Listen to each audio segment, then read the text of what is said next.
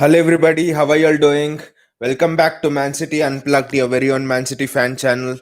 I know it would have been a very hard Monday for all of us City fans. Yesterday's defeat, I mean, sincerely saying, yesterday's defeat was really hard to take. I mean, at home, the most we expected was at the most, the worst thing would be a draw with Leicester, but that's not how it panned out. And the worst thing about this is that, I mean, leave the defeat. I mean, the defeat is damaging in itself in terms of the title race and all. But the worst thing is that the mental scars that people would have, the mental scars that Man City players would suffer, thinking, "Oh, last season's demons are again coming back to haunt us." Not just the players, the mental scars that Pep Guardiola would suffer, thinking thinking about the Leicester game all those seasons ago, 3 years ago, when he first came to City. I think similarly, City lost 2-5 against Leicester. So, I mean, the same thing. City were being caught on the counter back then. City are being caught on the counter uh, in the last season, and even yesterday we were caught on the counter. But then I've seen that on social media, especially, there was a lot of abuse directed at City's defense, especially telling the back four are not. I mean, leave Ake apart. Ake was really good. The back three are not good enough. Walker, Mendy, and Eric Garcia. We should look for defense and all. But then people say that it was just because the defense we lost last season. I still don't agree with people. It was not the defense because of which we lost yesterday. We lost yesterday because we were too easy to play through. City's first line of press, City's second line of press was just not good enough. One ball from the back by Johnny Evans or Shoyanshu, and Wadi was through. One ball by Tielemans for the third goal. Wadi was through. I mean, it was just taking one ball for us. However, we so weak in the press. I mean, Raheem Sterling did not press well yesterday, I would say. I mean, at the front, Liam Delap or Riyad Mahrez, both of them didn't press well. The wave of pressure by City was just not good enough. That energy was not there. There can be no complaints on it. The first game against Wolves would have been the same result, 2-5. Just that Wolves were not clinical enough. Wolves were not in the mood. Against Bournemouth, we made the same mistakes. We dominated the ball, but Bournemouth had what, 3-4 clear-cut chances. They just did not finish. Yesterday, Leicester just showed up the cracks which we were just peppering over in the last two matches. I mean, this is not a moan or this is not a rant on this, but this is our reality. This is who we are now. A side which is not able to press well. It is, I mean, even if you put Koulibaly and Van Dijk at the back, still we would have lost yesterday because it was not the defender's mistake. Yes, Walker should not have pulled, but then who put City in that position, vulnerable at the back? Benjamin Mendy was too high forward. Who was covering for him? Pep's philosophy is based on positional play. When a player goes out of position, another player immediately comes in and takes his position. We were not doing that. Benjamin Mendy was being left far exposed against Wolves. He was left exposed. Yesterday was left exposed. Sterling is not tracking back. Sterling is not doing his defensive part of the job. I mean, if it is like this, whoever we bring in, it's not gonna be enough. I mean, the solution is not bringing in a world-class defender or something. The solution is pressing high. I mean, people say bringing in Van Dijk solved Liverpool's problems, but Liverpool's problems were solved when they sold Felipe Coutinho and they just packed that midfield with three players who really cut off that second wave of pressure. They made it impossible for teams to play through Liverpool. That's how Van Dijk was effective at the back. The same thing with City. Rodri, not good enough defensively. The passes he plays, sideways, 3-yard passes, which you and I can play in our backyard garden. Rodri, not good enough. Doesn't switch the ball enough. Kevin De Bruyne, yes, is forward. There's nothing wrong with Kevin De Bruyne. Fernandino is becoming a bit old. He can't play every 3 days. He is not able to cover as much ground as he was able to 1 or 2 seasons back. I think the central midfield is the biggest problem which City is facing. We bought in Ruben Diaz. That's another news. We bought in Ruben Diaz, but then is it really? I mean, is it really going to solve our issues? I Just think about it. Just let me know in the comments below. Yes, Ruben Diaz is a good defensive player, but then we are not following our philosophy. What has City's philosophy been? Defend from the front, attack from the back. We are not doing both of them. We are playing two easy passes. Where did yesterday's goal come from? We dominated the ball, but where did it come from? A wondrous strike by Riyad Mahrez, which means it was not because. And the second goal came from a corner, a set piece, which means despite having 60-70% of possession, despite not letting Leicester have a touch of the ball for quarter of a game for 25-30 minutes, we didn't create anything. We are slowly, I hate to say this, we are slowly becoming a possession based team for keeping possession for the sake of possession.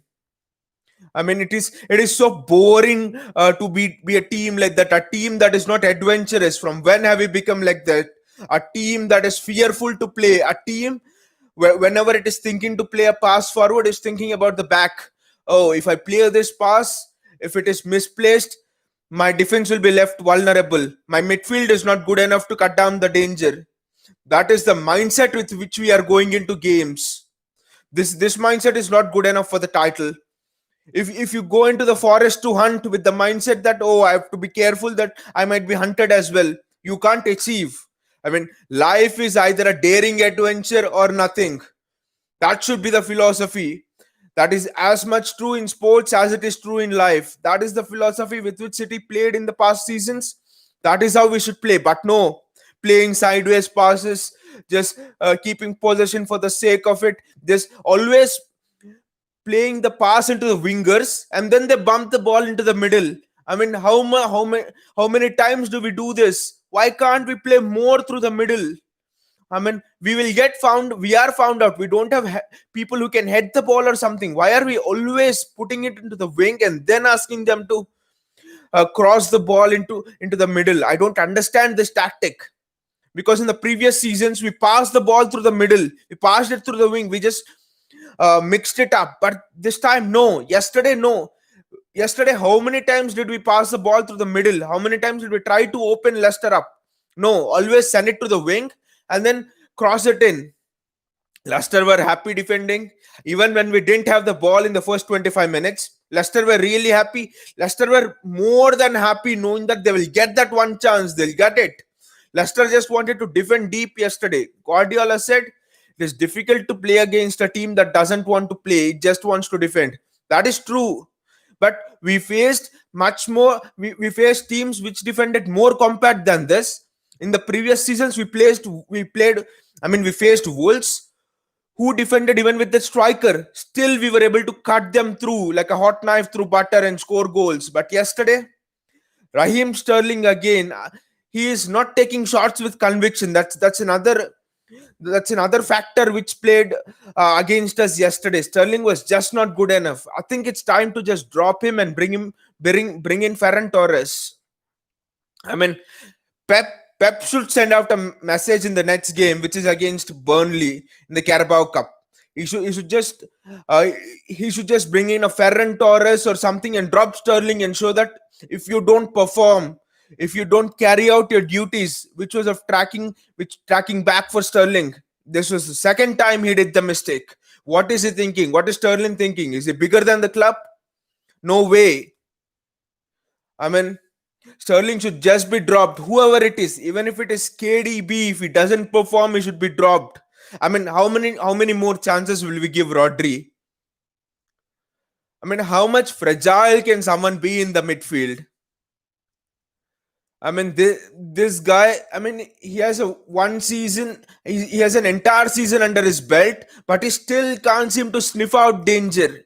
Yesterday, the first penalty would never have happened if Fernandinho was there. The, I, I remember precisely there were two chances. There were 2 to 3 chances where Rodri could have fouled. He could have fouled the Leicester players, but no, he allowed the play to build. He allowed the play to build. It was inevitable. Walker had to had to pull Jamie Vardy down. There was no other alternative. Rodri is not efficient at sniffing out danger. That's my prime concern. Even last season, I was just telling this time and again. I mean, Rodri doesn't play risky passes, doesn't switch the ball enough, doesn't sniff out danger enough. Why is he even there then? For a team which plays so high, whose defenders are always playing on the edge of a cliff, whose defenders know that one wrong step and we are gone. Such a team like City requires defensive midfielders who take things for the team, who do those tactical fouls like Pep Guardiola says. Rodri doesn't seem to understand strategy. He doesn't seem to understand tactics. And yesterday after the game, he comes and says, Leicester have been lucky. No, Rodri, you have been lucky to stay in the team for so long. You have been lucky that Pep Guardiola still believes in you. You don't do anything. You don't do shit. I hope that in the next two matches, at least you show us fans what you're made of, because Pep has given you a long rope. And honestly, do I think City can fight for the title? I do think if we show more energy, if we can really make it difficult for the opposition to play through our press, if we dig deep into ourselves and understand what we are made up of and bring that outside, I think City can still go for this title. The title is not over, but then the problems are being shown. The problems have been magnified yesterday, because if Leicester didn't defeat us yesterday, Leeds would have the same problem, or else Liverpool would have, because the problems were the same.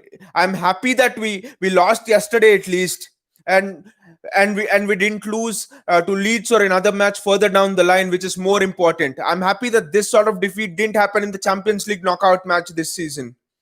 This defeat happening early is in a way good for us, because it shows us how far we have come. It shows us our inadequacies.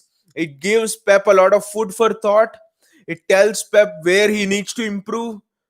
It tells Pep whether he should play with a 4-2-3-1 or whether he should play with a 4-3-3. I think Pep is playing with a 4-2-3-1, and we are sort of become this more defensive team, which we are not used to. Because I always believed that we are a team, if opposition score 4, we can score 6 or 7. But yesterday, we started with two midfielders. So even when we were dominating the ball, I mean, we started with two DMs, and though we had a lot of ball in the first quarter of our, nothing we created. Foden was nullified. KDB was nullified. We were not having that attacking impetus. I do think that I do want Pep to switch back to that 4-3-3 formation and just throw in the jugular. If we lose, we go down fighting. That's not the point. From when have we become a club that has been afraid of defeat? From when have we become a club that is afraid of going for the jugular? No, that is not what we should be afraid of. That is not the mindset we should have in this title race. We I think we should just step on the front foot and go for the offensive. The title is not over. I think the title race has just begun. After the international break, that is when I think most of our players will come to fitness. That is when the real adventure begins. But coming to the match yesterday, uh, let me tell this one thing, especially talking about the defense. People were blaming Eric Garcia a lot. I don't think Eric Garcia made any mistake. Honestly, that penalty, I didn't think it was a penalty. It was a very very soft touch on Vardy, but leaving that apart, he didn't put any foot wrong. I mean, the main problem was Madison was allowed to take a long shot, which means screening was not good enough in front of the defense. Mendy was left one on one, which means he was not getting any support. Walker was had to pull Vardy down, which means again he was not being screened enough well. I mean, then all the problems I think were in the midfield. People say Mendy, Walker are not good enough. That's not the point. Even if you play Trent Alexander-Arnold and Robertson over there, they will also not be good enough. I mean, one on ones, it's always 50-50. You can't tell, even taking Van Dijk or Laporte, you can't tell any defender is the best in the world. He'll 100% he'll win all the one on ones. And Paolo Maldini didn't win all his one on ones. So the thing is, how, you should not let your fullbacks be exposed. In the previous seasons, when Fernandinho was in the midfield, when we won the title, we didn't have a left back. Kyle Walker was not in good form. We had Otamendi and John Stones as our centre backs. But how many times were they left exposed? Can you remember a moment? No, not how many times were they run at? No, not many times. Maybe max 2 or 3 times during the entire season in the 2017 season, for example, because Fernandinho was always shielding them. I think we need a defensive midfielder. I don't think we can get him now, but maybe if this problem continues, maybe in January, I think we we need him because Rodri is just not good enough for the defensive part of the game. He's not dynamic enough, and all the qualities I told before, he's just not good enough to fill in that Fernandino kind of roles. I mean, I know Pep might have been mistaken here because Rodri is someone like a Busquets, but I entirely agree with that. Rodri in that Barcelona team which Busquets played was a like for right like replacement. But then Busquets, honestly, I think would not have succeeded in the Premier League for sure because Busquets is not that fast enough. Though his long range passing and all is good, it's the same problem happening here. Pep has tried to bring in a sort of player that fitted that Barcelona sort of mold into City, but then it was not. It's not working as we can see. Either Rodri has to quickly learn how to sense the danger and stuff, which I believe is very tough because it's a bit instinctive, which Fernandino does really well, or else I think Pep will go for this 4-2-3-1 because that defeat against Lyon, what I can say, has really scarred him. He's not able to trust his defenders. But now that Ruben Diaz has come, Ruben Diaz has exceptional pace, and with Laporte coming back and with Cancelo coming back after the international break, I think Pep will be able to trust his defense a bit more, I would say, than now. Because yesterday the message was, I mean, though City started well, the message was inherently visible in Pep's eyes. He was sitting a bit dejected because he knew this defense would not be trusted to to manage Jamie Vardy for 90 minutes. It is really difficult. Pep knew that in the heart of his hearts, so he was disappointed. At the end of the game, also in Pep's press conference, I could see the hurt in his eyes. I could see that he was, after a long time, he had been really pained because in the past we lost.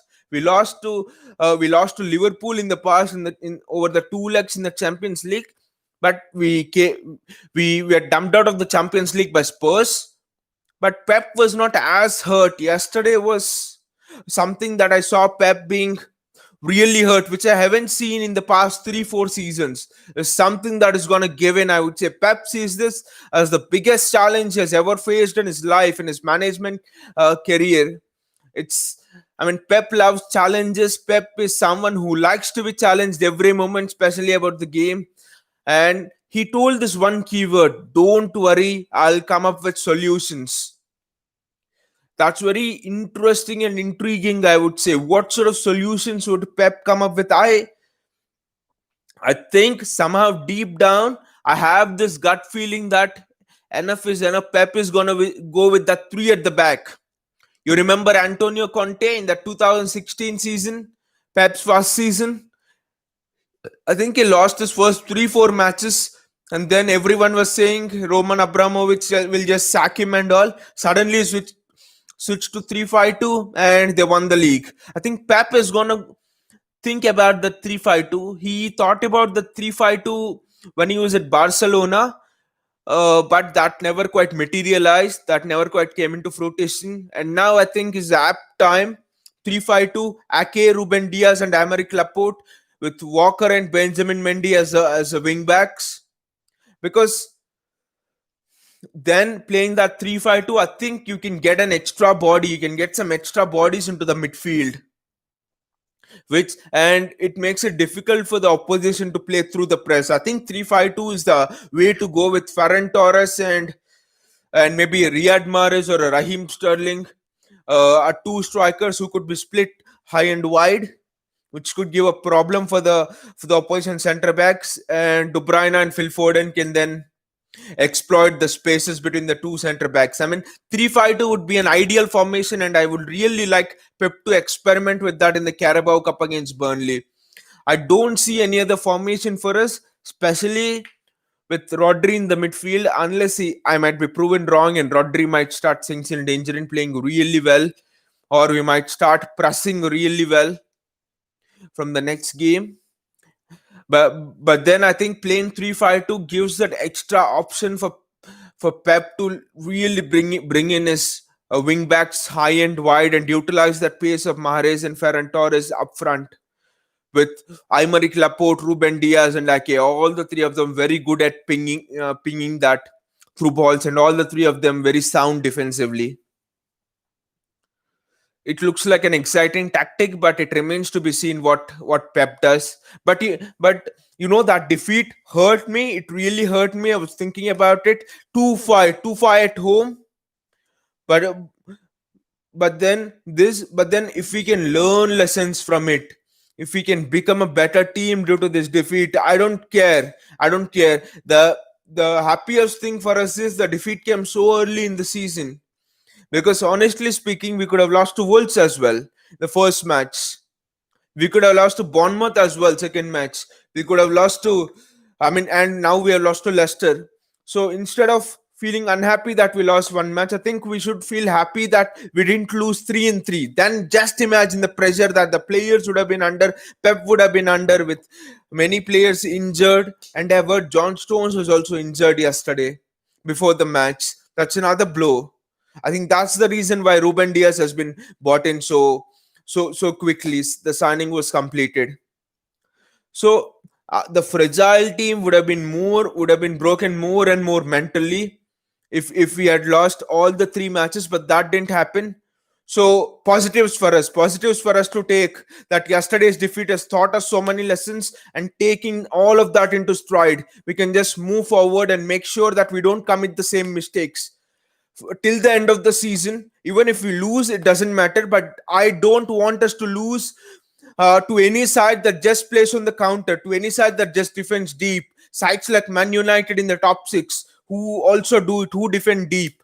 I don't want us to lose to that kind of a side. I won't accept that.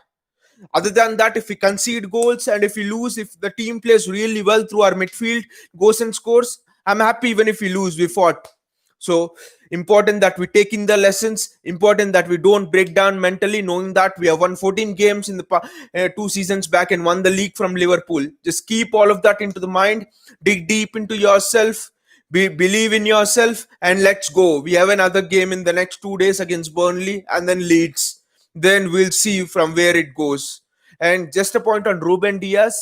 I hope that Ruben Diaz really settles down very fast into the team, because we need him at the center of that defense. Just a few points about him: he's really fast, he's tall, he's really good at set pieces. He scored that goal for Benfica at the weekend before saying goodbye to all of them. But the most important thing about him is he's a leader. He has won that Nations League with Portugal. He has won a lot of titles with Benfica. He had played almost 200 games for Benfica at 23. We are not just buying a defender, we are buying a leader, a proven leader who has shown in the past that during tough times, he can lead the team with character. He's a huge personality in the dressing room as well, and I've heard he's a bit vocal as well. So 23, we are just getting an absolute gem. I was seeing a lot of people on social media telling that we could have gone for Koulibaly, we could have gone for Jules Koundé. I think Ruben Diaz is no better than John Stones. No, all of you people, you don't get it if you're saying that. Ruben Diaz has that leadership qualities which we were craving for since Vincent Kompany went. Stones doesn't have it. Stones at 26 still is finding himself, is understanding what are his strengths and weaknesses. But Ruben Diaz is far more matured in terms of the game, in terms of his understanding, in terms of when to go on into the midfield and when to drop back and defend, when to defend deep, or when to hold a high line. Ruben Diaz knows all of that. So I just hope Diaz starts in the Carabao Cup game against Burnley and settles in faster. I'm I have a lot of belief that his leadership qualities will prove the difference between now and the end of the season, and hopefully will lead us to that title. I think the effect that Van Dijk had on Liverpool, Ruben Diaz can have far more greater effect, far more profound effect on us. That is my inherent belief. So just don't lose belief. Keep faith in our team, for the players as well as for the fans. We'll be back. Let us begin this road to recovery from the game against Burnley. Let us show that our mentality is not shattered. Let us show that we are strong. Let us show that we have the mentality of warriors, mentality of teams, mentality of people, mentality of champions who go on and win titles. We are not afraid of anything. let's go on and show that. Let us send a message to ourselves and to the rest of the Premier League. I hope that you all guys have really enjoyed the video. If you have enjoyed the video, please click a like on it, and also click on the subscribe button and click on the bell icon so that you'll get to know whenever I make any new video. I know that it's a very disappointing Monday, but as City fans, we have seen a lot of disappointments like this. So let us fight till the end. It is in our mentality, it is in our DNA that we have always fought till the end. Be it that 2011 title when everything looked lost and fans were trying in the ground, we still went and won the title in the last seconds. Be it when we were relegated all those years back, 2 decades back, and we were in the championship, still we picked ourselves up and made it to the Premier League again and again. So we have that mentality in us inherently. How many times situations pull us down, how many times the world pulls us down, we always had that fire in us to pick ourselves up and go on.